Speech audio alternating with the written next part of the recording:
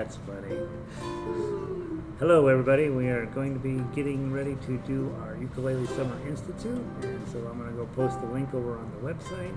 The website is jollyrogerukulele.com, and tonight we are probably playing 4 different songs, and then we're covering a standard notation and counting activity. And we'll talk about the fact that lead sheeting and arranging is going to have a different approach because we ran out of weeks. It's supposed to be here. Shift, highlight, link, hold, enter, edit, settings, update, and update. Okay, so that's updated.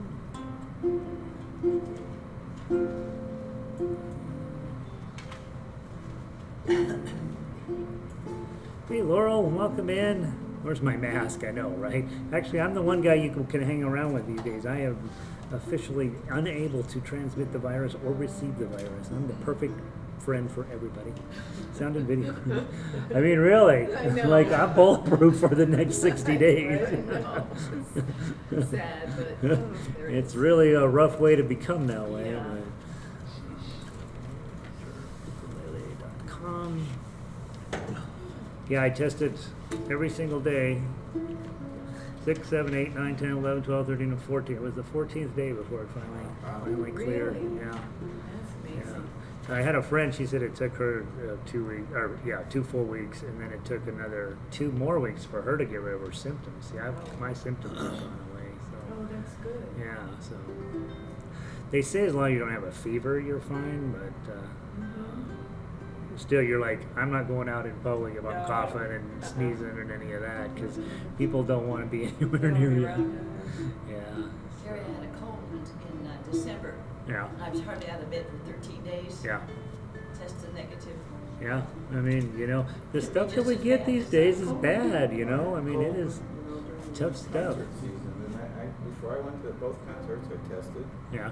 And before I went to my, the Golden Library, I tested. Tested. And it was negative, but I had a cough. And every time you get a cough, you think, oh, that's it. Yeah. Well, and back in the day when you had a cough, you just had a cough sort of thing, right? And now you're like, well, that's the end of my life. Yeah, no, it's not. My toe hurts. I think I'll test. Yeah, right. I tested last week because I had a cold. Oh, look at all these people online. Holy cow. Mary, good to see you. Carol, good to have you in. Let's see. Yeah, Laurel is reminding us with joy in her heart that new variants will be coming along here shortly. Thank you very much, Laurel. Thanks, Laurel. Way to go. Party pooper. Everybody Linda else. is in. Maria, good to see you. Sydney, Australia. I know, it's good to see you. I'm so delighted you're here, Maria. Red is in. Red says I still look sick. Yeah. She's a comedian.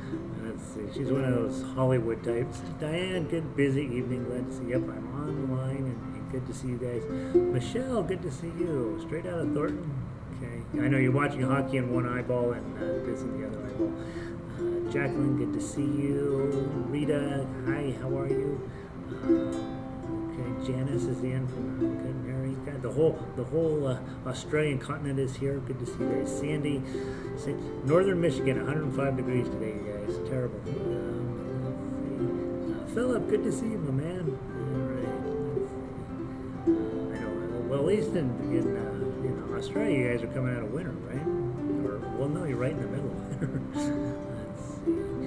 Hi, everybody. And Gary on 13, good to have you. Jeanette, good to see you. Linda, good to see you. All right, guys. So we have about 75 people here in the room, and then we have 21 online. So it's very exciting, and that number will probably go up just a little bit. So way to go, online people. That we are competing against the Colorado Avalanche, which I understand they play a game called hockey. I don't know anything about it, but apparently it's on you skate around. and It's a big thing. and apparently it's a big thing. I am aware that we have a hockey team in this town, and I am aware that they are in the Stanley Cup Finals. And so many of the Coloradans here are watching that instead of coming to play ukulele, which is weird, but that's what they're doing. So we'll give them a pass this week. Good to have all you guys online, and those of you guys that are watching the Avalanche in one window and me in a window at the other window, thank you for making this part of your night. We want to look at, so on the schedule, because I had COVID, I had to move everything all around. Hey guys. And so we have... guys, don't be shy, right? Get up close because I got to have your sound into this microphone here. Okay. We were going to cover lead sheets tonight, but I'm going to postpone that a little bit and rethink that class just a little bit because it'll be too much to squish into this class. We are for sure going to do it, but tonight we'll probably not do it. Tonight we're going to look at counting music, so that will be in. You guys should have downloaded that. And then we have 4 songs that we're going to try to get through at least. Well, we'll try to get through all of them. Let's see. So I want you to look at the one that says standard notation and counting. Do all you guys have it here in the room? Okay. There is. Make sure you know which one you have. There's a baritone one and a ukulele one. I'm going to because Sam is our only baritone player here. I'm going to use the baritone. But the point is they can be used simultaneously, right? And so, oh, did you bring your baritone too? Oh, good. Okay. So we have 3 baritones, and well, then maybe I'll play ukulele. All right. So the big thing about this is, guys, you know that tablature, we play everything from tablature, almost everything. But that doesn't mean you should never know anything about the standard notation that you're looking at too, right? Now, there is an important distinction here. If you've been through any academic training at all, you're pretty sure the standard notation is the most important thing on the history of the earth, and it's just no way you can't be an expert on it. And that, as you know, because you're all playing ukulele not from standard notation, that's not necessarily true. Standard notation has lots of great things about it, and it has a few not so great things about it. That's why everything that I give to you, I give you both, right? And so if I see Sam, I know she's going to be reading mostly the standard notation. If it's me and Kari, we know it's on the page clogging stuff up for some reason, and we're looking at the tablature. But I think you can use that information to sort of help you with both. The other thing about this piece of paper that I did years ago, and I never actually shared it with anybody, is this counting practice on the back page is sweet. This is like a really good way when you get into orchestra and you have weird things that come up because our arrangers have given you a weird measure. This is a really easy way. Just think about that, is to break it into these more playable sections. And so I want to run through those tonight, and I think it should be fun, right? So it should. He says proudly, it's going to be fun. You'll see. So I'm going to sit here, and if you guys have questions or need me to come over, please, don't be shy. You're here in person. You're the ones that decided that this was more important than the avalanche. So I feel very All right. So if you're on baritone, you're meant to be harmony, right? So you guys are going to be playing different notes, but this at the same time as the ukulele players, and we should sound really cool. And so let's talk about on the standard notation and counting. Whole note is worth 4, right? Is there ever an exception to that? Is that a trick question? It is a trick question. Dot. It is a trick question. 3/4 time? Well, in 3/4 it wouldn't exist technically, right? But if you were playing in cut time where there's a 2 on the bottom, a whole note is actually worth 2 beats, right? Right. So yeah, I know that's why it's a trick question. So how we think of a whole note is it's worth 4. If you're in some kind of a weird meter, it might be worth something different, but we're going to ignore that for the fact, right? I don't think she has it. This one. Sorry, do I have the standard notation sheet? It's in the last 2 pages. Does she have it? You have it? Okay. So generally speaking, in most of the music, and certainly all of the music you guys are likely to see in an orchestra, it's going to be worth 4 beats. The next one's called a half note, right? And it's worth 2 beats. The next one is a quarter note. That's where we make our living, right? With quarter notes. That's how we think about music. So you'll note this semester when Jerome walked in with the 3/2 piece of music, you're supposed to think in half notes when you're playing that piece of music. Well, that was immediately like, that's not easy or comfortable, and I immediately changed that on you guys. But theoretically, you wouldn't be able to be fine in either type of meter. It really depends on what the meter is. The only other two notes you will see in ukulele, you will see the 8th note, and that's that little flag on the top. That's called a flag. It has one flag, and then the 16th note has two flags. Okay, you will almost never see 16th notes unless. When would be the unless time you would see 16th notes? If you're going crazy fast, right? Tremolo would be one of those. And as a pickup, you'll see that, like on tonight on By the Light of the Silver Moon, da da dum, right? And so you'll see 16th notes there. The other time we see 16th notes is if you're playing old-fashioned music, where the tempo is very slow. They used to put lots of music in 16th notes to save paper. So if you're looking at older music, it's very normal. Guitar music, almost all of the old guitar music is full of 16th notes. And you look at it and you're like, oh my God, I'm never going to be able to play this. But then you realize the meter is quarter note equals 50, you know, I mean, it's super slow. So it's not that you'll never see 16th notes. It's just usually in modern music, especially with what you'll see in orchestra. You're not going to see a ton of those. But I want you to know what they look like, and that's what that first measure is for. All notes have an accompanying rest to them, right? So on here, a whole rest, it's the one that hangs down underneath the line, right? It's so heavy and full of beats, it hangs down underneath the line. And then the same little box above the line is a half note, so that's worth 2. Quarter note rest, and in our music, you won't see a ton of rest. Why is that?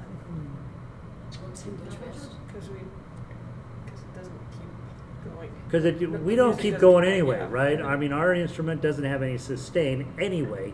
So the difference between 1, right? This would be a quarter note. Let's say this is a quarter note with a quarter note rest.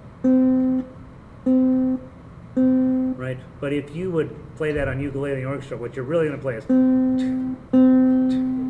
right? You're not going to stop that. And so we don't put a ton of rest in. You don't need to. The ukulele is going to stop playing after a beat or two anyway. Yeah. Could we get people who are doing pieces for the orchestra to put in rest in the tabs? To put in rest in the tabs? They should be. Did they not do that? It's a function of the software. Yeah, you can turn them on or turn them off. In my software, I have to turn the rest on, and I always do. But honestly, you shouldn't be seeing that many rests anyway, other than a whole measure rest or that type of thing. But we'll take a look at that as we're working on sheet music. And that's why I show people this stuff, and they're like, I haven't ever seen some of these. And you're like, yeah, it's because we don't usually put them in that much in ukulele music. The 8th note and the 16th note, again, you will see 8th notes rest quite a bit more than anything else.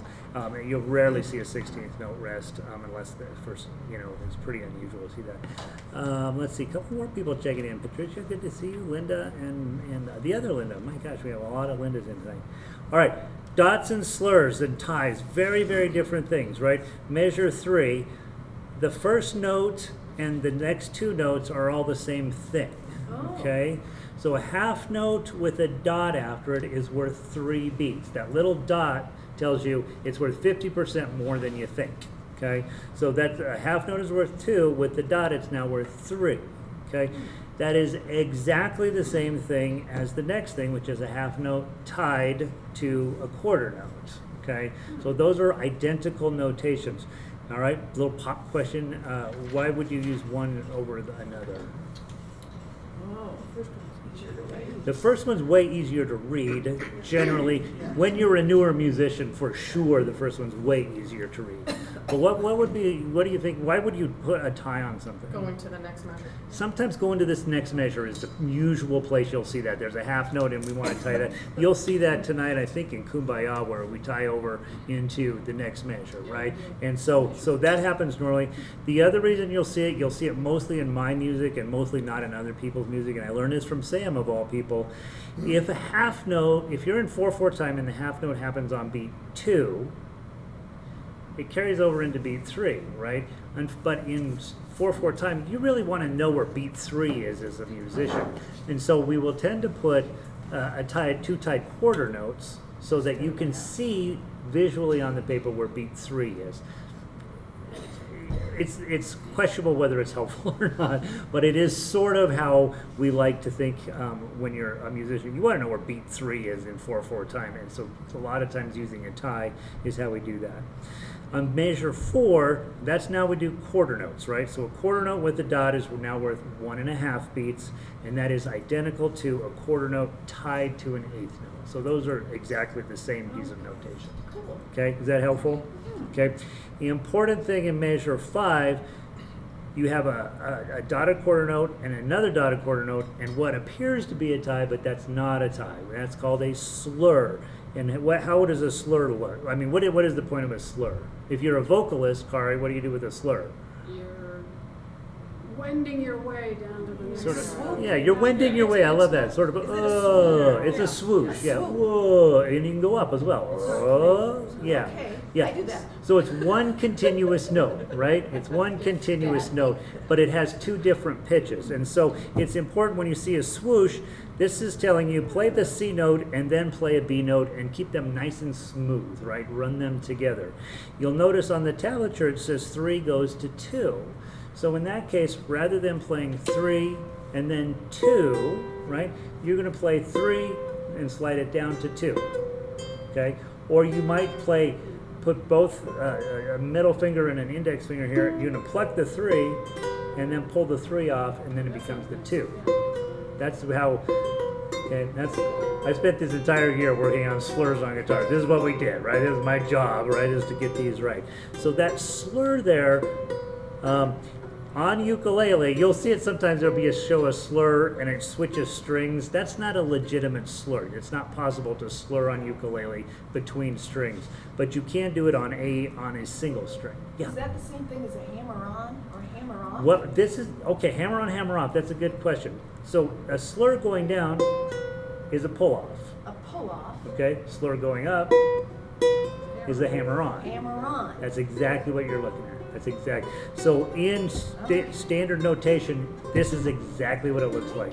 A lot of times on guitar tab, they'll put H for hammer on and P for pull off, right? We don't really do that in orchestra necessarily, but you will see it in some notation. For sure, like in a lot of my schoolwork this year, I would have to go in there, right in there, H, hammer on, right? Because in classical music, you don't call it a hammer on, right? It's a slur, right? Oh, and come so, on. but it's, yeah, right? That's exactly. It's a hammer So there's that. All right, now let's talk about the things that you probably learned in elementary school. Hey, Shirley, welcome in. Yeah, I'm back in business. Yes. Let's talk about the notes. Every good boy does fine. And do I have this on baritone as well? I do. So let's play this together. And the names of the notes going vertically is, in our way of playing, when I give you tablature on everything, it's less important that you know the notes vertically than horizontally. You really do need to know how long to hold a note, because tablature is terrible at that, right? But tablature is awesome at making you play the correct note, and so you don't necessarily need to know this. But I think just as a good musician, you probably should. So let's play all of us together. We're going to play Every Good Boy Does Fine. From measure 6, 1, 2, 3, 4. Okay, doesn't sound weird. Doesn't sound like anything, right? It's not. I wouldn't think of it as a scale. That's just the names of the lines on your standard notation. So every good boy does fine. E, G, B, D, and F. It's not a scale. It doesn't sound like anything when we play it, but that is how standard notation is set up on those lines. Okay. The next measure is what's in the middle of the lines, or the spaces. So that's F-A-C-E. So let's play that together. 1, 2, 3, 4. Okay. Again, doesn't sound like much. Question I have is, what finger did you use to play measure the 7? Pinky. Everybody go pinky, okay? And that's because you could reach from the 3 to the 7, right? We get away with that on ukulele. If you are on a larger instrument, and baritone might be one of those, and you have smaller hands, you may have to actually change positions, right? And that's something that we talk about a lot in orchestra, and maybe not maybe to our credit or detriment. All right, George Clooney eats apples, which is different on baritone. Baritone's going to be dog bone, okay? But George Clooney eats apples. This is, now, how many of you got low G in here? 1, okay? Everybody else is high G, okay? So yours is George Clooney eats apples, right? So let's hear that. 1, 2, ready, play. Okay, beautiful. So that first note is a high G. That's why we don't put a lot of your notes on the top string, because we have a more convenient G right here on the second string. Right, that's a G, and your top string is a high G. That's the same note. If we just pretend you only have 3 strings on your ukulele, it makes your arrangement simpler, and you are easier to play. And then the only time we use that 4th string very much is when we're having you strum or pluck a chord, right? So with low G, now you're going to get George Clooney eats apples. So main, let's you and I. 1, 2, 3, 4. Okay, I'm a little out of tune. I'm a lot out of tune. So those that's the difference. Why low G, guys? Why low G? Depth. 4 more notes. Four notes. You get 4 notes that you don't have on a ukulele. 4. Okay, pay twice the price for the instrument. You get 4 notes. And I think Mame's point is a little bit more to the correct. You get a lot more depth of sound. It sounds bigger. It sounds fancier. It sounds like, oh, I'm playing a real instrument. Why not low G, guys? Why not? It's such a sweet sound to have a high G. That high G changes our lives, right? We are here because of that high G string. That high G is so soft, so pretty, so easy to get along with. Jake Shimabukuro uses that high G string a lot because he's developing these close harmonies between the 1st string and the 4th string, and so he uses it a lot specifically to get that sweet, pretty sound out of there. And so I've always been, I have my low G one tonight for some reason. It was the easiest one to get out of the closet. I don't believe in these, honestly. I'm a high G player. I think that's ukulele, right? This low G one, it's a lovely depth-filled, important piece of music, making apparatus. But I'm a high G guy, so, and I don't know if that will ever change. All right, so now you know where the notes are on high G. Oh, and Kari and Sam, let's play Dog Bone, which is D, G, B, E, and then I'm going to ask you a question about that. Okay. So your measure 8. Okay, play loud so that everybody can hear. 1, 2, ready, play. Okay, one more time. Ready, play. D, G, B, E. I know this is complicated stuff. So the important thing for those of you who ever decide, hey, I'm going to try doing some arranging, you will notice that D, G, B, E is on the staff. Looks real pretty, right? That D, that G, that B, that E. They fit really nice on the staff. Here's what's super crazy. They're actually playing an octave below those notes. Okay? So those notes are not the notes they're playing. Those notes are an octave high, written, and you write it in an octave higher, so it fits on the staff. It's one of the things that drives you nuts when you do your first guitar arrangement, because you type all the notes in and it comes out real high, right? And these notes, those notes on written, and you guys don't have it on your page, but on the baritone page, it's on the baritone page. But just know, on baritone, it looks like they're playing the same notes as you, but they're actually playing a full octave lower. That's why when you make an arrangement and you include baritones, boy, you got a whole lot of depth that takes that low, that idea of low G where you got a lot of depth, and you get a whole bunch more. So so that's why anytime you can talk somebody into playing baritone, you have hit a home run. Do you have a question? Yeah. What is high G on the low G? What string? Oh, high G on the low G, I would play it 3rd fret, second. Second. Second string, 3rd fret. That's right there. That's your high G.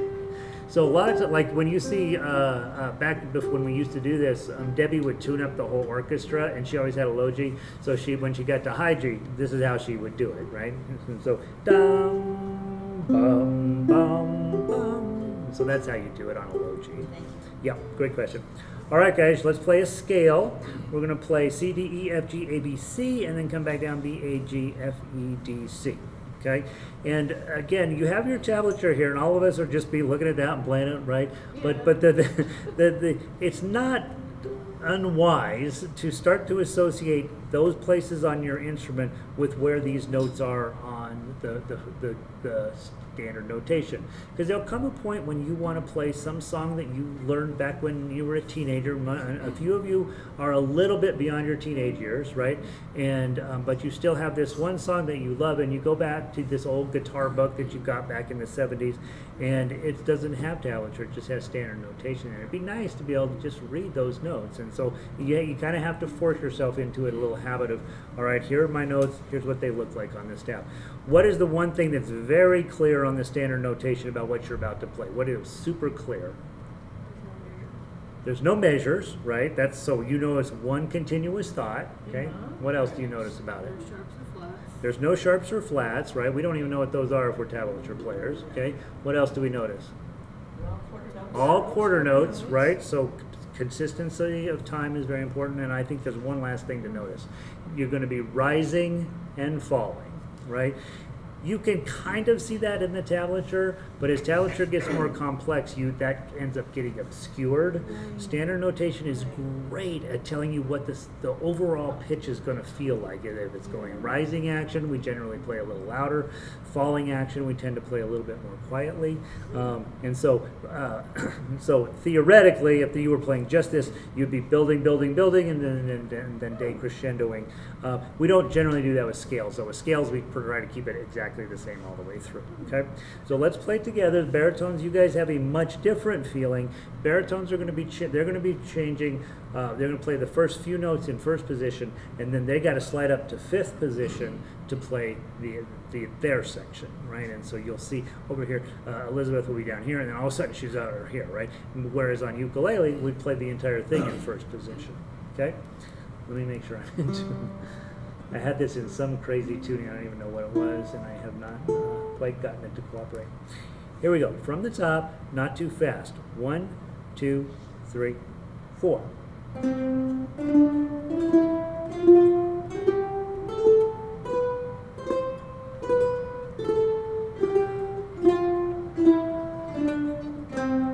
Let that go for a half note, right? It's 2 beats, right? And then so always, if you see a half note in a scale, most scales end on a half note, right? So they want you to let that sort of fade away. One thing did you guys hear yourself starting off way faster than I counted this in? Yeah, it was interesting. It was very interesting. I said 1, 2, 3, 4, and then you played dun dun dun dun, right? Right. So that's something that's very typical in orchestra and something we want to work on avoiding. That's why we have David, right? Kind of helps us keep where the beat is. What are scales good for? Practice, right? How are you warming up? I think when Elizabeth just did this, right? Just kind of get your fingers moving forward. I'm going to make things way more difficult for you now. I want you to play this. I don't want you to use your thumb. Okay? Here's what you should be thinking right now. This is going to go badly. Okay? But probably every one of you used your thumb, right? Because that makes the most sense. You got the most control over it. You get pretty tones. What I'd like to have you do is index, middle, index, middle, index, middle, index, middle. It's a lot harder, and it actually warms up this hand as well as this hand that way. So index, middle, index, middle. From the top, 1, 2, 3, 4.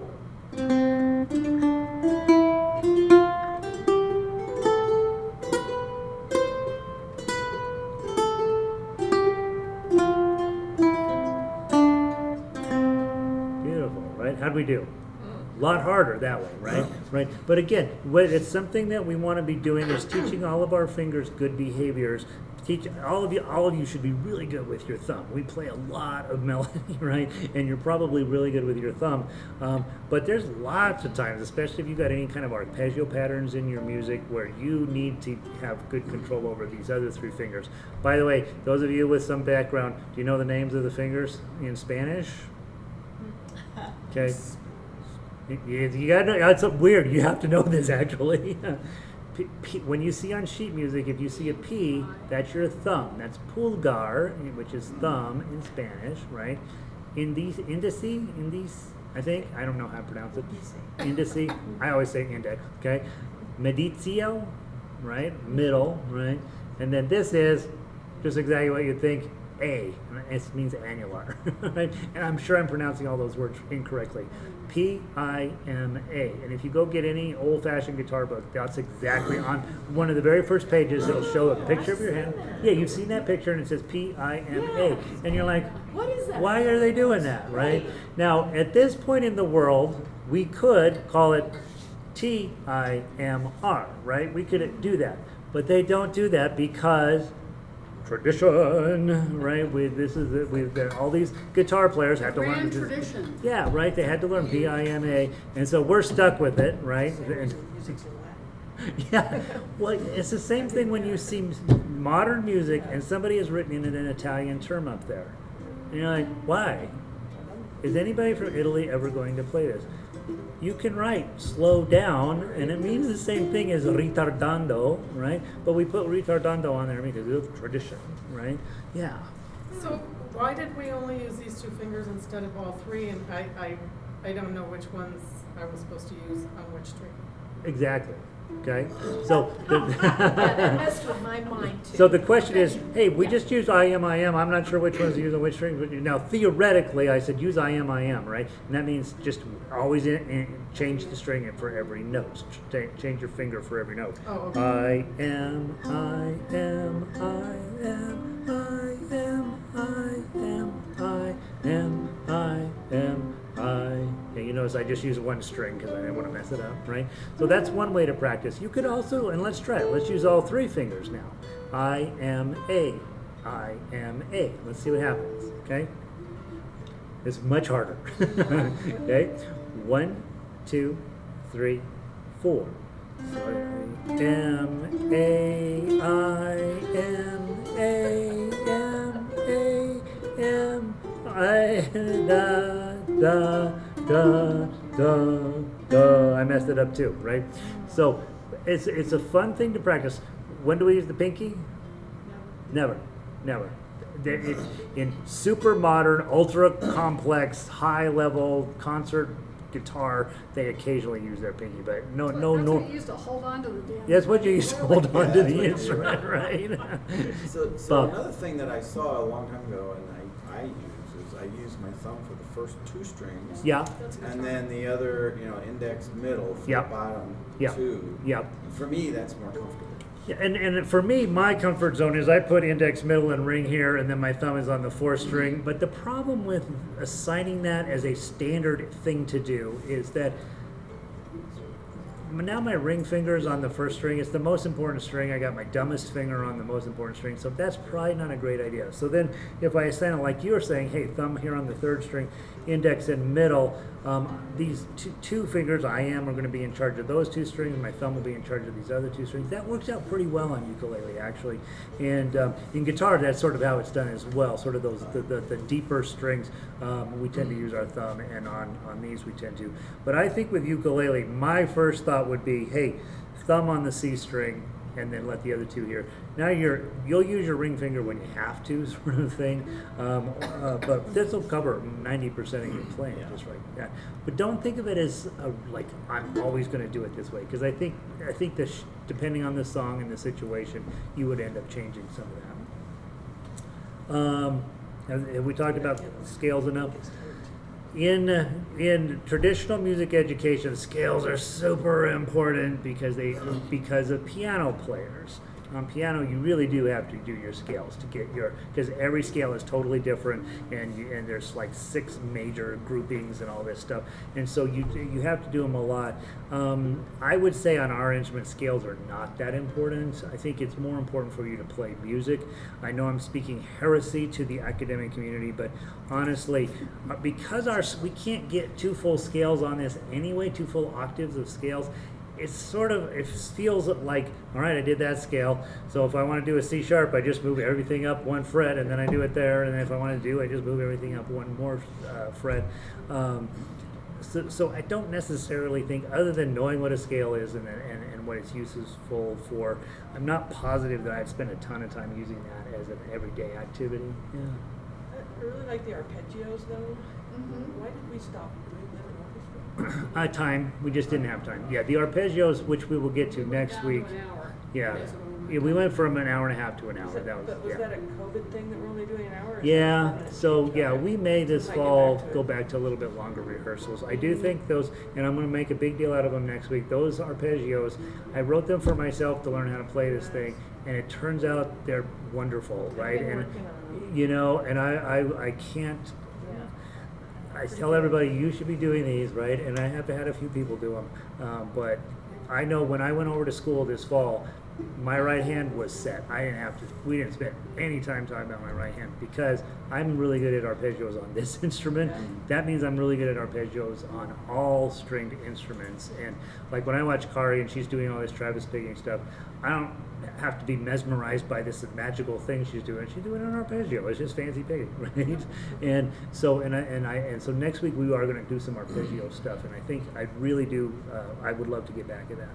Last thing we'll talk about, we don't have to play these, but look at the difference between what a piano person faces and what you face in standard notation when it comes to chords. Okay, on chords on a piano, look how nice and neat and orderly and beautiful it goes right up the keyboard. Everything is beautiful, and then look what happens in the tablature in measure 10 in order to do those nice, neat, pretty things. Okay, think about what you've got going on here. All zeros, then this, whatever this is, right? And then E minor makes sense.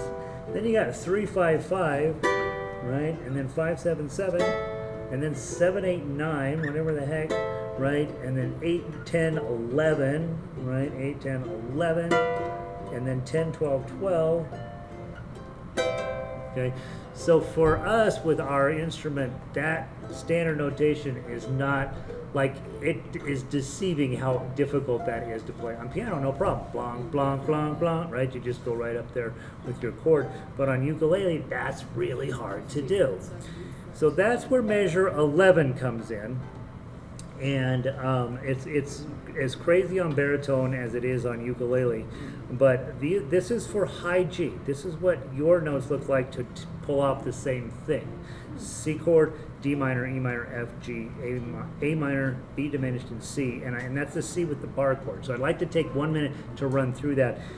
It's the same exact thing that's happening in 10, except that now it's in play-a-pole position on your ukulele. So let's do measure 11 together and see how you'll notice the sound doesn't get higher and higher and higher, but you do make the correct chords, okay?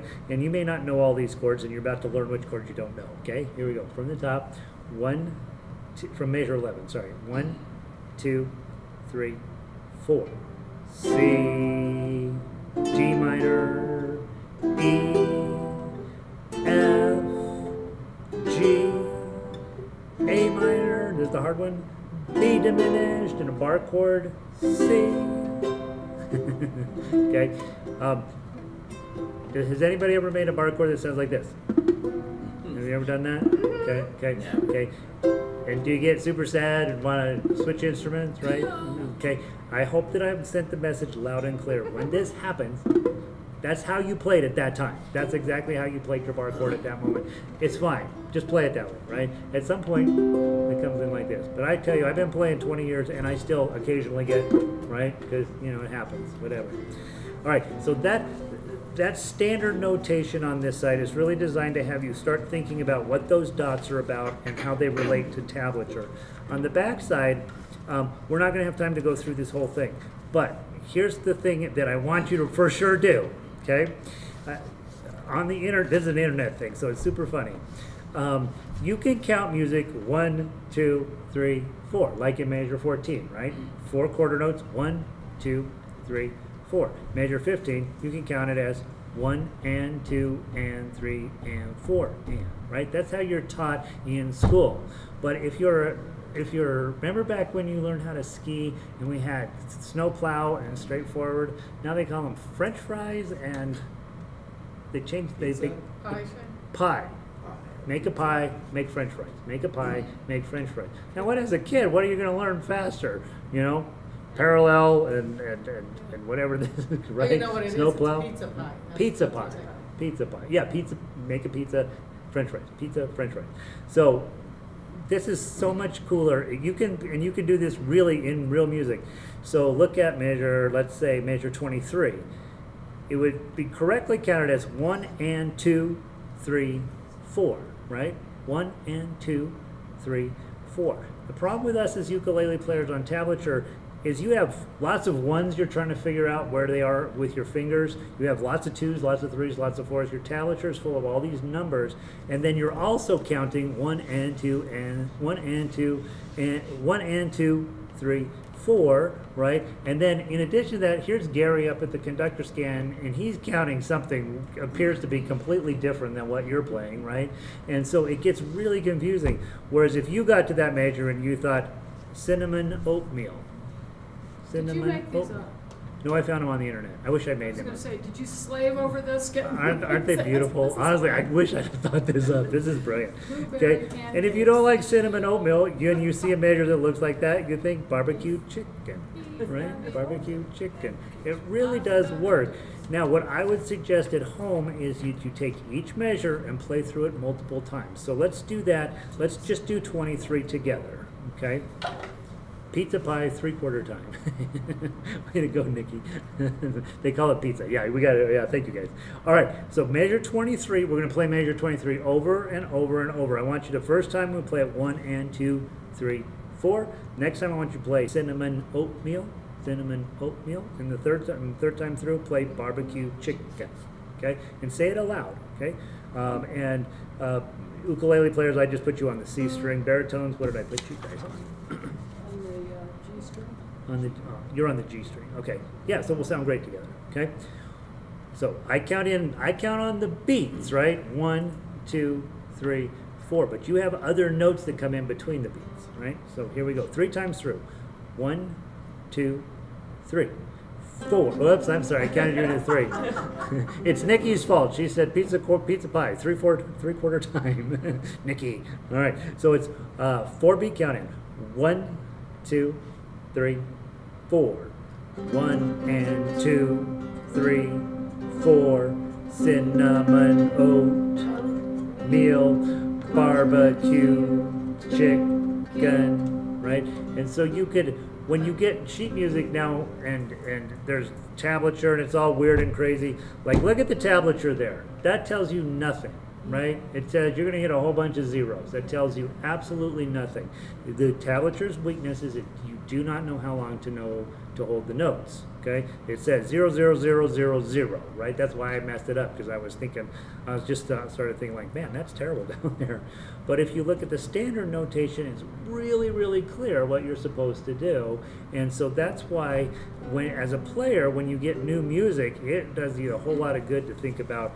All right, I've seen quarter note or eighth note, quarter before. I know how to count it. I could also drop in Gary's cinnamon oatmeal, and I would make it eliminate all of the noise in my life, because every time I see that phrase, I'm going to say cinnamon oatmeal. It's not unimportant. You guys know I failed singing this class. Didn't fail. I got a D, and then I had to take it again. My first professor was very straight up, 1 and 2 and 3 and 4. Right? The second professor's like, this cool dude, right? And he's like, cinnamon oatmeal, right? We did hopper grass and grasshopper. I don't know on how many measures, right? It's not cheating at all. It's a more real. It's a way for you to start thinking about how long notes last in relationship to the other one. Let's try one more. Let's do 25. I said we would talk about avocados tonight. I walked in and Sam says, "What's the avocado about?" And I'm like, Avocado toast. I'm like, For me. what's that? I'm getting really hungry. You're getting really hungry. All right, so let's do the measure 25 avocado toast. Boom, avocado toast, right? Or carrot sticks and dip, carrot sticks and dip, whichever works for you. Okay, let's do it a few times through. 1, 2, 3, 4.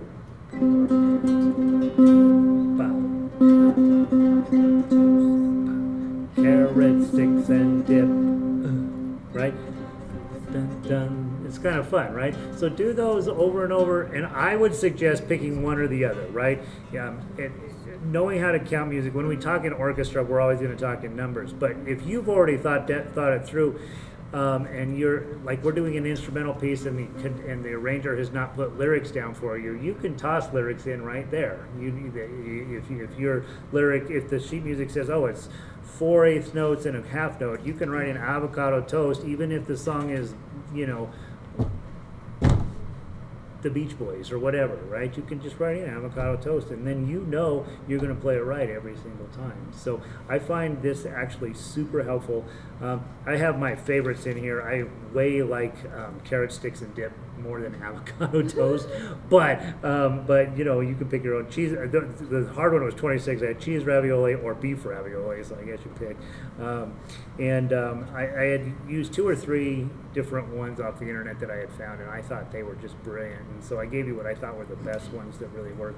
I would say when you're learning to read music, this is a really, really helpful tool. What about triplets? Would you? Triplets are down at the bottom. Yeah, would you do E1? Because Yeah. I looked at that and I couldn't figure it out. Yeah. Okay. So I thank you guys for bringing up triplets. Triplets are remember triplets. We take 3 notes and we put them in the space where 2 notes typically belong. Okay. So in measure 30, what's supposed to be here are 2 eighth notes, and then 2 more eighth notes, and then 2 more eighth notes, and then 2 more eighth notes, because that would equal 4 beats. Okay. But what the composer here has done is squished 3 eighth notes, and then 3 more eighth notes, and then 3 more, and 3 more. So we call those, and you'll see a little 3 above those. Those are triplets. Okay. The way that I generally count it as 1 triplet, 2 triplet, 3 triplet, 4 triplet. But a few years back, Debbie came and says, we're not going to be able to play this song. There's no way. And she says, oh no, we're going to be fine. It's triplets. I will teach them. And I'm like, you know how I am. I'm like, okay, go ahead, right? With this sort of, this isn't going to work thing. And she said, just think monkeys. 1 monkey, 2 monkey, 3 monkey, 4 monkey. And it absolutely works, okay? So what we're doing, we're going to have 12 notes in the space that we would normally see 8 notes, okay? And so you're looking at me with a sort of bewildered look. All we're doing is squishing, they're not quite 16th notes, and they're definitely not 8th notes. They're somewhere in between there, and that's what a triplet is. And so we're just squishing 3 notes in the space of that we would typically You had see a lot 2. of that in The Lion King. Yeah. Yeah, I remember. Yeah, and we'll actually see it. I also think of it as putting 3 beats on each note. Yeah. So, it Like is. da, da, da, da da da da da da da da da. Yeah, that's another way to think of it, is that you've got 3 pulses on each beat, basically. Yeah. So let's just try it a couple of times. Say monkeys, because it's funnier. Okay, because monkeys are important. They inform the next measure as well. So I'm going to count 1, 2, 3, 4, but you're going to play 1 monkey, 2 monkey, 3 monkey, 4 monkey. So it's going to go quite a bit faster than I count you in. 1, 2, 3, 4. 1 monkey, 2 monkey, 3 monkey again. 1 monkey, 2 monkey, 3 monkey, 4 monkey. Right? And I like Jerry's idea of, hey, it's really just these pulses, that there's 3 pulses on the beat. Sam? The triplets we just played, if you tie the first 2 together, the third one to the first one, and the second to the third, you see what I'm doing? We have triplet, or 1 triplet, 2 triplets. So you tie 1 to trip, let to 2, trip to let, and then what you have is ba, ba, ba, ba, ba, ba. Exactly. So what Sam is doing is tying some of them together so that you end up with sort of I don't know if it's a ragged feeling to that, but it's another way to practice when you actually come in. And so, am I getting your point? basically what you're doing is you're tying a bunch of these quicker notes together and you're getting a longer note. Yeah. Bum, bum, bum, bum. It's not triplets if you don't keep them even. Yeah, that's actually a So the super triplets are even. yeah. So these would be these. What's written here are very even. But if you start thinking about what if I tied let to 2, 1 triplet, triplet, triplet, right? And so then that note in between is longer, right? And that could be fun. The other thing you could do is, which the guitar group does all the time, and it drives me bananas, is not make them even, right? So you could one trip, One trip, two trip. one trip, the 2 trip, the 3 trip, the 4 trip, like, so that what we're doing is now we're dotting the second note and turning the last note of the triplet into a 16th note. So you can have fun with them, but know they exist, and know when you get there, you're like, all right, it's got a 3 above it, I'm probably supposed to count 1 monkey, 2 monkey. The big difference here is these are 8th notes. 8th notes are monkeys. Quarter notes, which you see in the next measure, 31, those are King Kongs, okay? So you have 6 notes there in a space that's only supposed to have 4 notes, okay?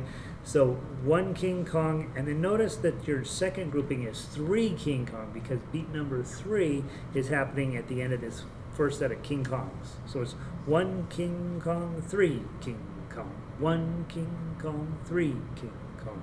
And so you're squishing 6 beats in the space that there's only supposed to be 1, 2, 3, 4. And a lot of times in music, they will put those up against each other. They'll have part of the orchestra playing 4/4 time, and then another part of the orchestra playing triplets, and all of a sudden you get all these other crazy noise going on. We did that with one of the jazz tunes. I can't remember which one, but we did that where some people were playing in 4 and others were playing triplets, and it sounds super cool. It sounds like chaos a little bit, but it will happen, and so just know that. And so the key with that is knowing how to play triplets. Okay, so this is like I said, I made this up years ago to. And then we never did anything with it. So if you wouldn't mind, I'd love it this week if you guys would look through it, really to spend some time on it. Just take a look and make sure everything makes sense, and whatever doesn't make sense to you, bring me questions next week so that because I want you to be able to do standard notation as well as tablature. And I will be 100% honest with you. I mainly play from tablature.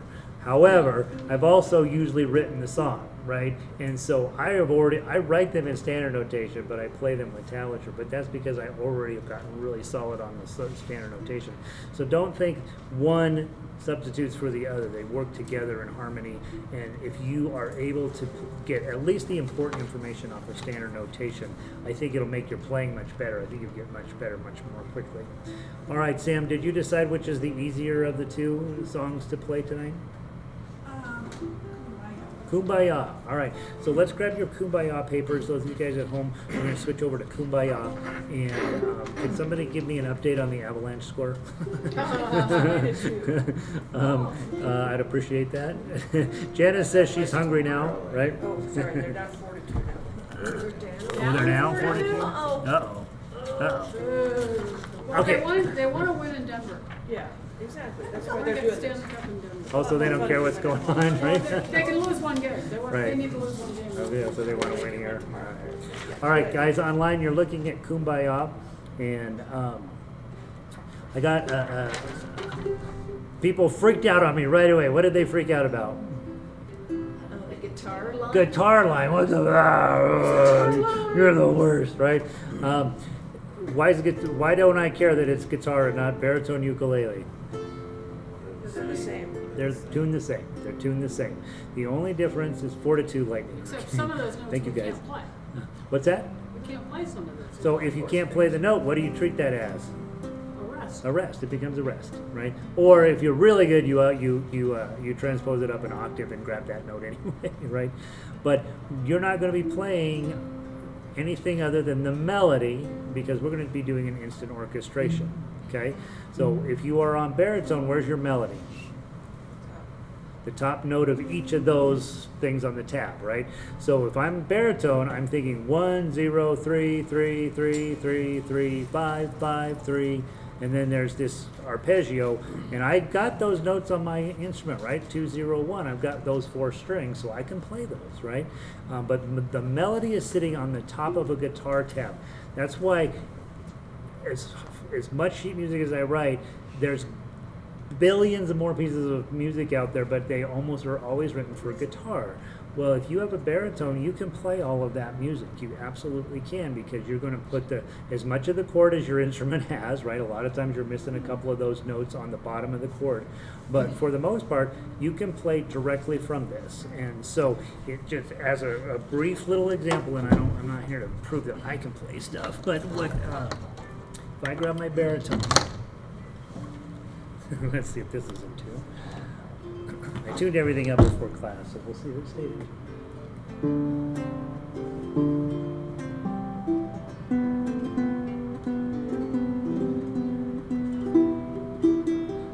So if I grab a guitar tab and I'm like, all right, I want to play this song, I just have to ignore the fact that there's extra strings on there.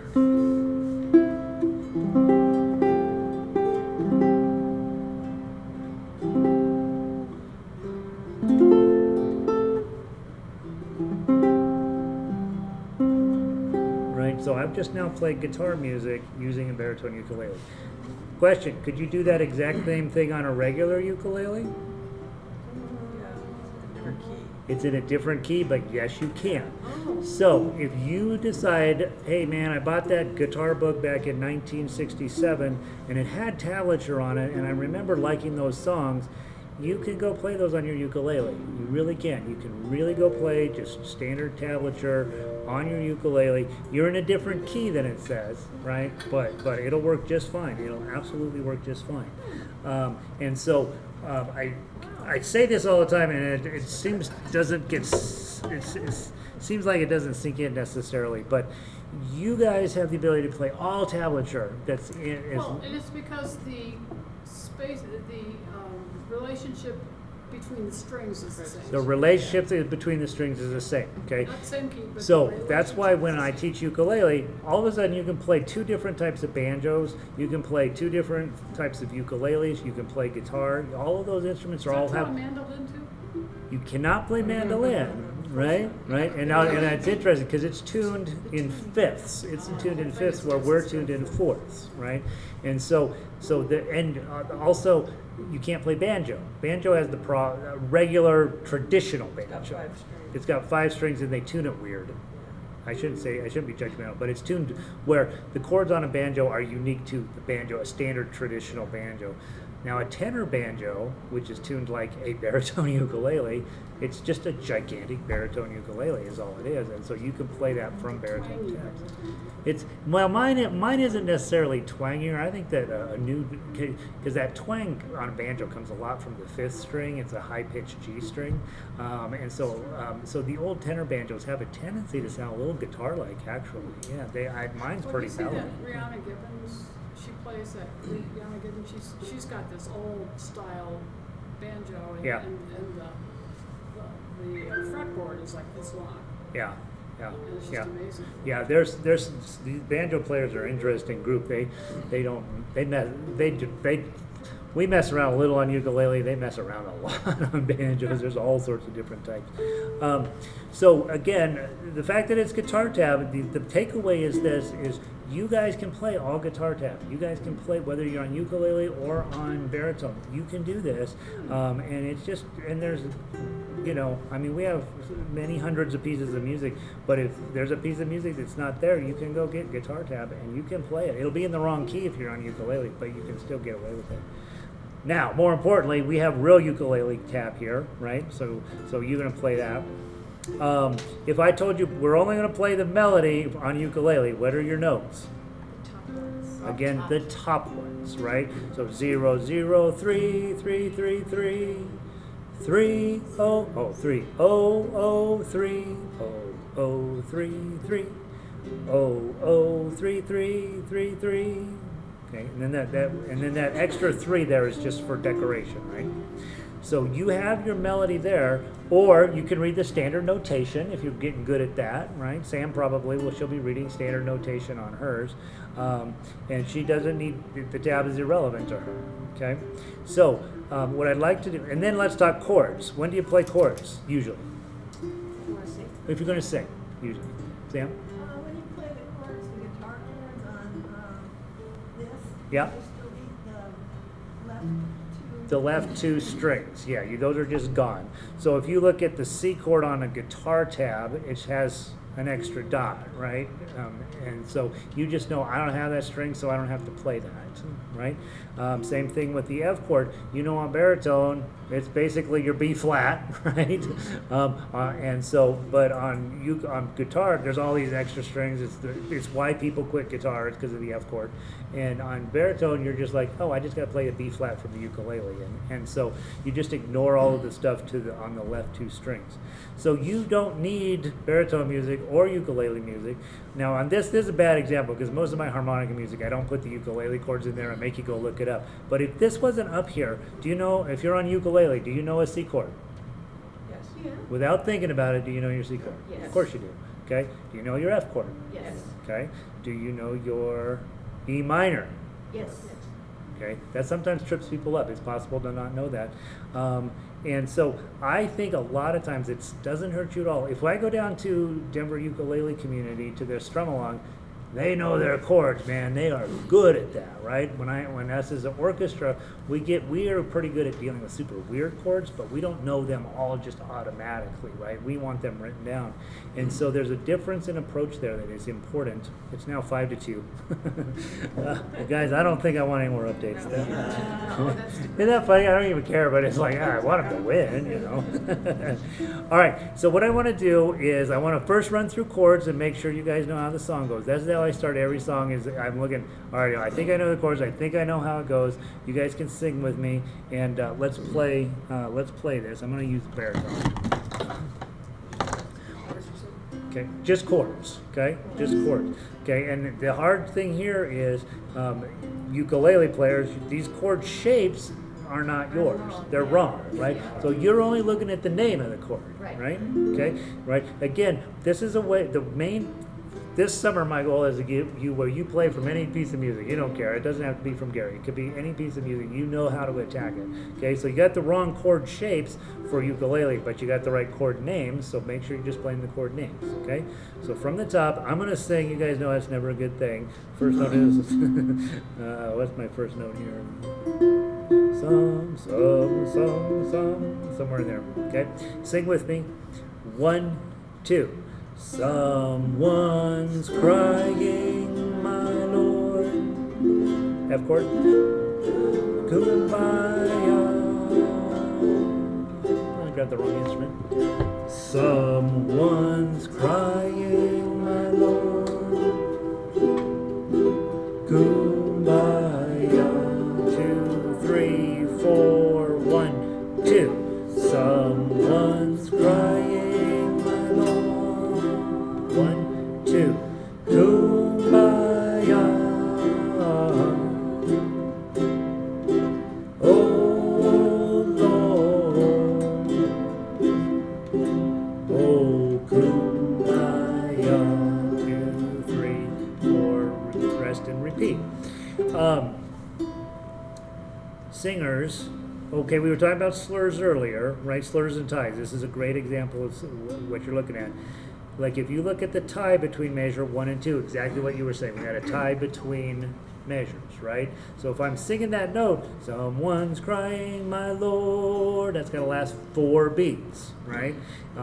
And so that's where the standard notation helps you out a ton. If you're looking at the tab, you're like, none of that's true, right?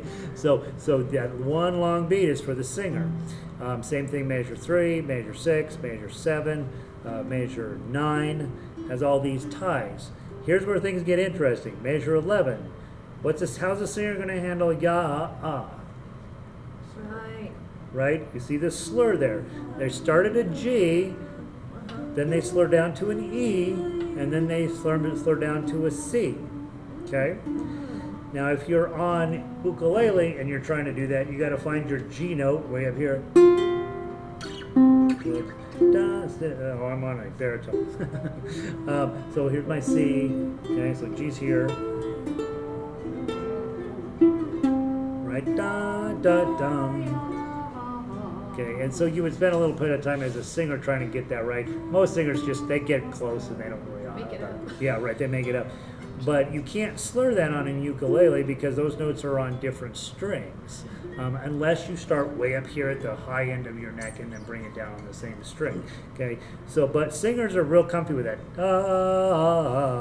Right?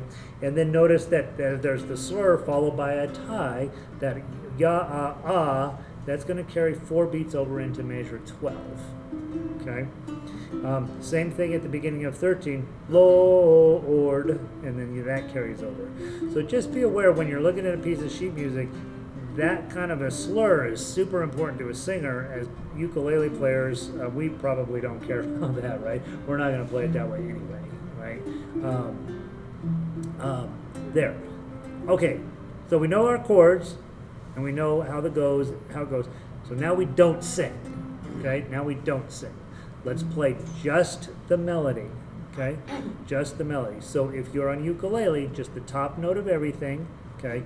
And you can even play the top note of the decorative chords that are in here, okay? So let's try that. And baritone players, same thing. You're just the top notes. 1, 2.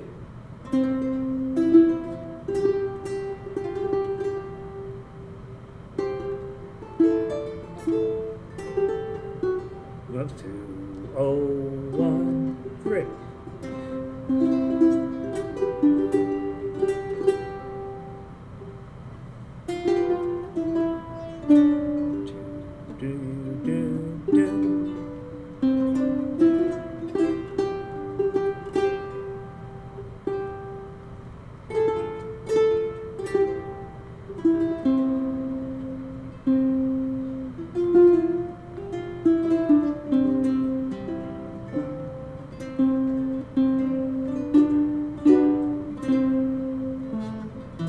Okay, all right, let's do it again. We got pretty close. I feel really good about that. I probably played the worst of anybody. Okay, let's try, which is not unusual. All right, from the top, 1, 2.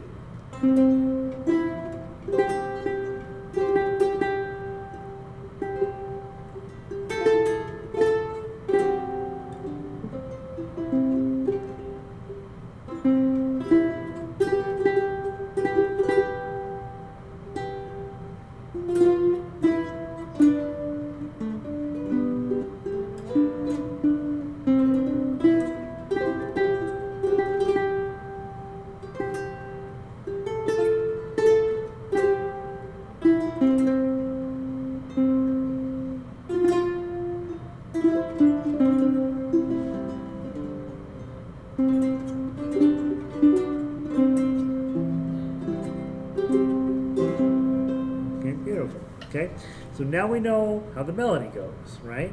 So now we're going to start orchestrating. Okay, so let's try. Those of you guys that are comfy with it, let's play the tough uke. Okay, so play everything now, right? And so if you can't, then you stay on melody. Okay, so stay on melody, and the rest and everybody else try to play the whole tempo. Okay, guitar line will be the baritone players because your brain sort of starts to try to add in extra stuff that's not there. Okay, from the top, 1, 2.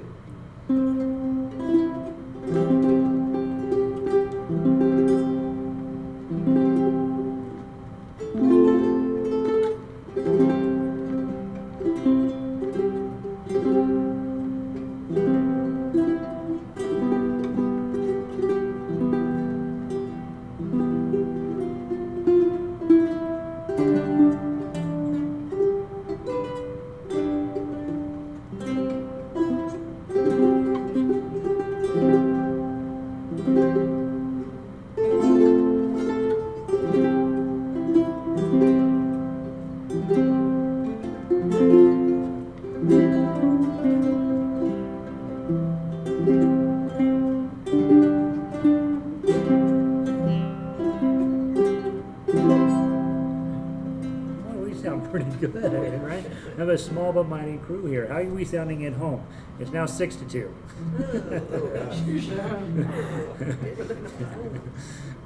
Sandy is from Michigan, so she knows her hockey up there. I'm sure she's on top of this. She's like, yeah, I can play ukulele and we'll do hockey at the same time. All right, so now how do we make this? Tell her Red Wings suck, she'll get it. Oh yeah, Red Wings suck. That's what the Av fans always That's say. it. The Avalanche fans always do that. I remember back from the day. So, when you're at home by yourself, what do you want to play? Tough.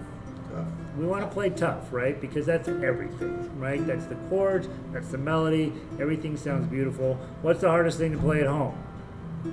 Tough, right? And so that's why on the website we have graded practice, right? You start at book 1 and when you get where you got those skills, book 2 is a little bit more skills, book 3 could be whatever it is sort of thing, right? And so I always tell people it's not a bad idea if you're struggling with something in when you're playing solo material, go back to some of the easier stuff, learn the technique, get really solid with it, and then come back to this. In orchestra, how often do you play tough uke? In orchestra, how often do we do that? No. Never. Why not? Parts. The parts. Okay. The answer to Which is all more things. fun. The answer to all things fun and worthwhile in life is ensemble music play, right? Yes. And it's the one thing when I started ukulele. Of course, it didn't exist, right? We did have strum-alongs back in those days, but again, you don't have parts in strum-alongs. Everybody plays the same exact thing every time, and then you go home, right? It's super fun. You go to lunch, the whole thing. But to have parts is way more interesting because the chances of you playing your part perfectly are pretty low, right? It's pretty low that that's going to happen. But you're going to try your darndest, right? Especially if you're sitting next to somebody that's better than you. You're like, oh, I hate that part, right? But it should be the opposite. You always want to sit next to somebody who's better than you because they're gonna push. You're gonna feel obligated to get better faster. So when you walk into any ensemble, go find the best player, sit right next to them. That's what I say. I'll tell you to do. Okay. So let's divide up parts. So no chords for the minute. We've already done ukulele and guitar as melody only, right? So let's do that. And then, let's see. Kari, will you give us chords on the baritone and everybody else stay on melody for the moment, okay? And then I'm going to give us a beat, okay? So I'm going to just give you guys a drummer, okay? How many times do I drum in each measure? 4. How do you know that? Says the 4/4 at the very beginning. It tells you right in the beginning of every piece of legit sheet music, right? It says 4/4. All you care about is that top note. I got to play 4, right? If it's 12/8, what do you play? Play really fast. 1, 2, 3. 12 beats a minute, right? Yeah, don't do that. It's 4. Why? Sam knows the answer. I ignore you when it comes to music theory discussions. Why 4? Each one gets 3 counts. Okay, it's a triplet. 1 triplet, 2 triplet, 3 Oh my triplet, God. 4 triplet. Head There you go. exploding. Yeah, head exploding. So you counted in 4. The other one that's super annoying, 6/8. What do you count it in? 2. 2. 1 triplet, 2 triplet, 1 triplet, 2 triplet, 1 triplet, 2 triplet. Yes, it's 1 America, triplet, 2 which triplet. is dun, Yeah, dun, yeah, yeah. America's different. dun, dun, dun. I don't know if I gave you a 6/8 one. I don't think we did. Well, we will be doing 6/8 this summer. But just know, with any time that the number is an 8 on the bottom, you'll have to do a little bit of math, right? If it's 3/8, it's 1 beat. If it's, well, you can't count it in 3, but you usually count it in 1. 6/8, you always count in 2. 9/8, you always count in 3, and 12/8, you always count in 4. And you will run into those time signatures. So just so you know. Jerome is working on 6/8. Oh yeah, Jerome loves For the 6/8, fall. right? 6/8 He likes to bring in the weird time Last time the signatures. freeze did was 12. Yeah, and a lot of times it's interesting. Back in the day, how composers from the classical area would compose things, and these days we simplify a lot of that stuff. There's no point in playing in these wacko time signatures that they used to come up with. If it'll fit in 4/4, we play it in 4/4. I mean, and a lot of stuff will fit in 4/4. All right, just because it's easier to count, I'm going to give you 4 beats. The first 2 are pickups. How many chords is Kari going to play on a pickup? 2? 0. 0. Why? Because there's It's just a pickup. Yeah. I mean, but you guys are leading her into this moment when she creates the neighborhood that we live in. So our first 2 notes are going to be some ones, and then we're going to get this beautiful chord coming in. Yeah. So what I was asking before, in measure 1, the Uh-huh. G in the melody line is tied to the G in measure 2. So if I'm reading the top line of the tabs, Yep. the 3 is not tied to 3 over the bar. If we were playing in that exact style, that should be tied, right? And a lot of times, on most of my sheet music, there will be the single line melody, and on that, you would see the tie. Why don't you see it here?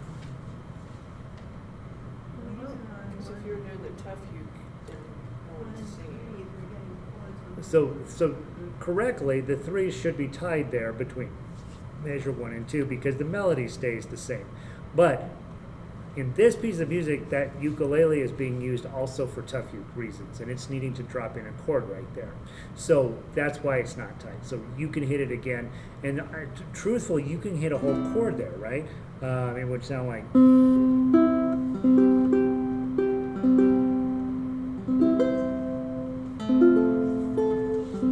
Right. So what's happening there is that I've taken the tie off so that I can put in a nice chord sound in there because it's the first beat of that next measure.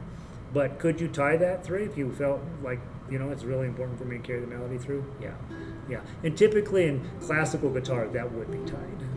And the other thing is, if you're going slowly, some of the higher Gs, I don't think would resonate all the way through. Probably not, especially with our instrument. The long notes tend to die out, and so you'll see that. I found that I had to really rethink that when I was doing some composing this year for other instruments. My approach to this instrument is you need to play something on just about every 8th note to keep the music moving forward. But when you have a violin, you don't have to do that. When you have a singer, you don't have to do that. Those notes will last a while, right? Or a flute, right? You can do long notes, and so you don't need something every 8th note or every quarter note. On our instrument, you kind of do. Otherwise, it stops making noise, and everybody's sitting around going, what's going on? Is that a rest or what are you doing? All right, so we've got some melody players and we got 1 chord player, and I'm the drummer. I'm going to give you a 2-beat count in, and then Kari will start us off, and then we'll get 4 beats, okay? 1, 2.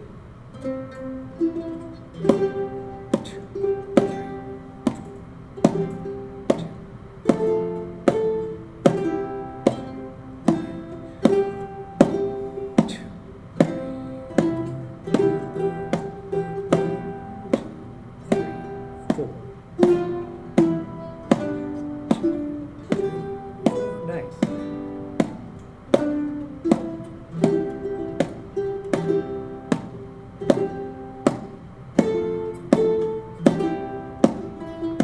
Beautiful.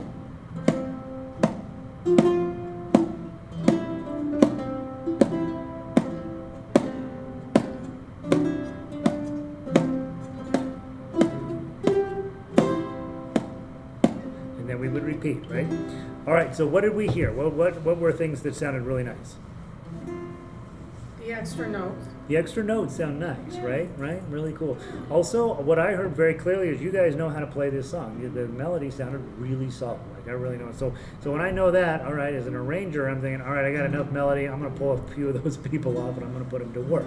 Okay. So Jerry, I'm going to have you play the chords now. Okay. And I'm going to have everybody else stay on melody. So now we've got chords coming out of a ukulele, high G, and chords coming out of a baritone, low D, right? A baritone. So now we have 2 voicings of the chord. That's going to sound nice. Stick with melody. I'll stick on the drum, and let's see how we do. Okay? So from the top, 1, 2.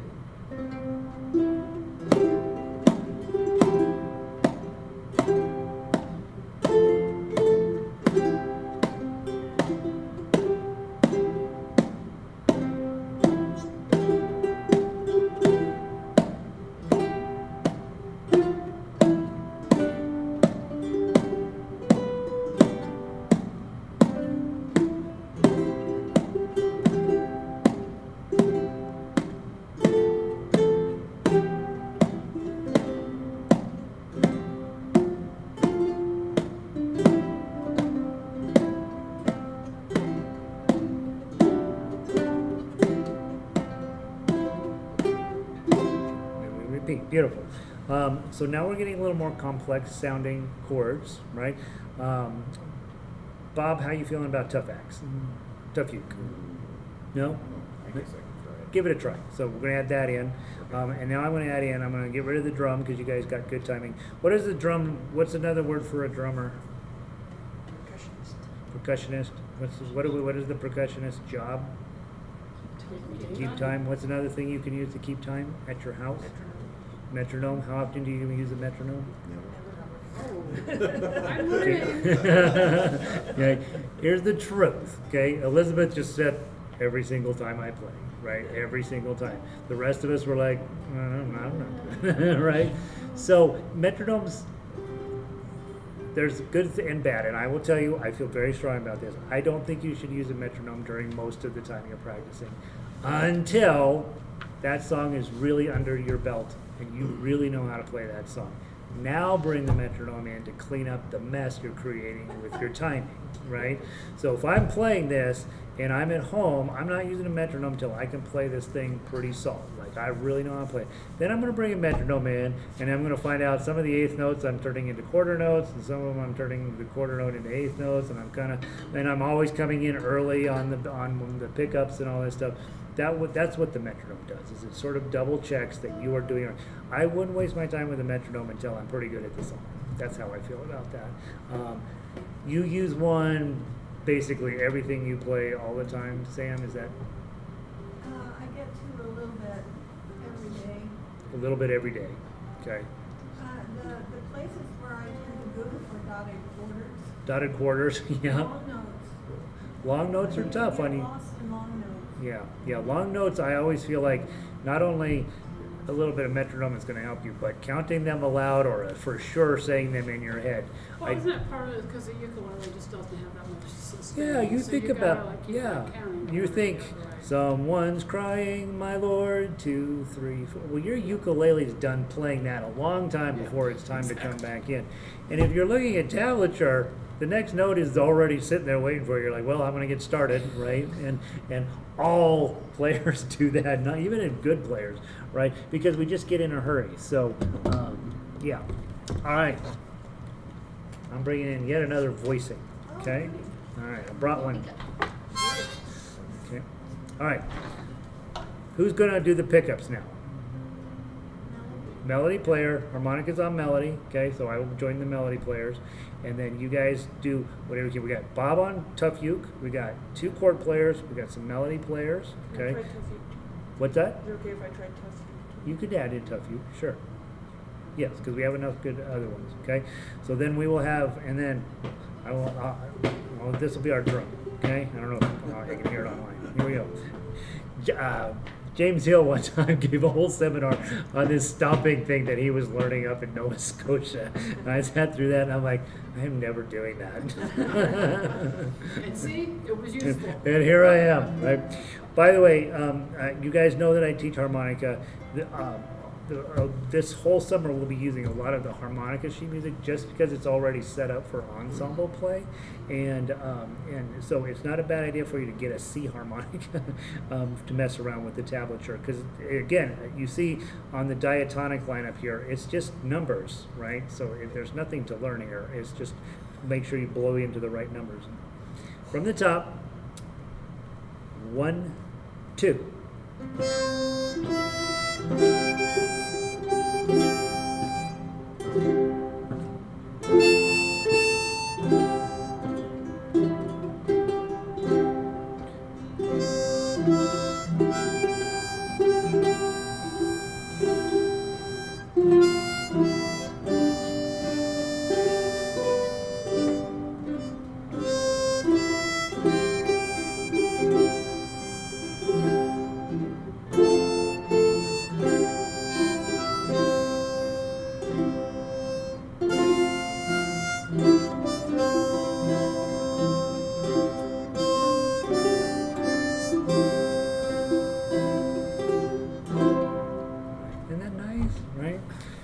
So now if you're a teacher and you're thinking, all right,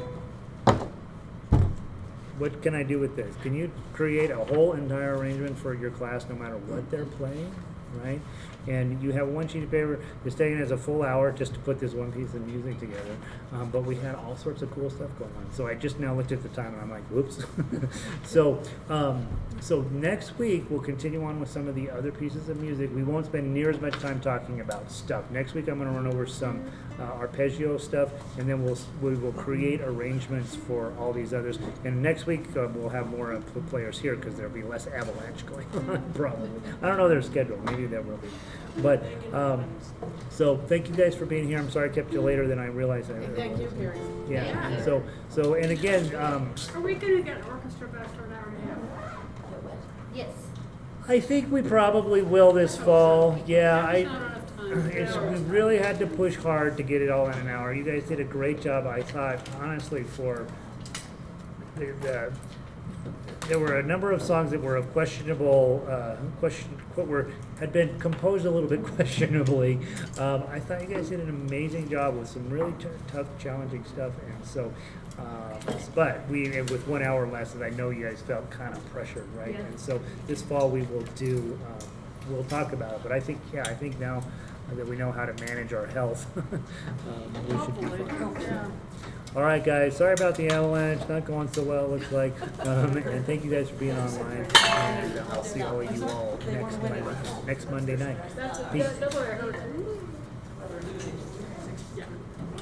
6 to 2. Well, you know what? Lightning had a wake-up call, I'm sure. I bet they did. Saturday night. They gave Whoa. Avocados.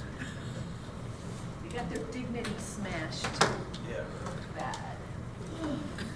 Well, it's sometimes a bad thing to do, right? Like, Yeah. because now they're like, They come dang, back we with got, fire. yeah, they're going to come back mad.